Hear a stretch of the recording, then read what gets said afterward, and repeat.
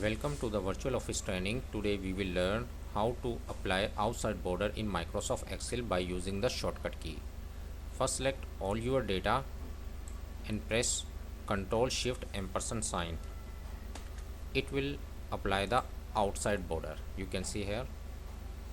Now I want to remove this outside border.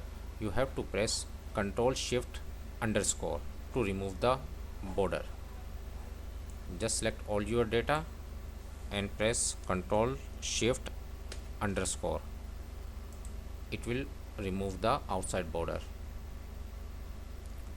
That's why you can apply the outside border in Microsoft Excel by using the shortcut key. Hope this tip will be very helpful for you. Thanks for watching.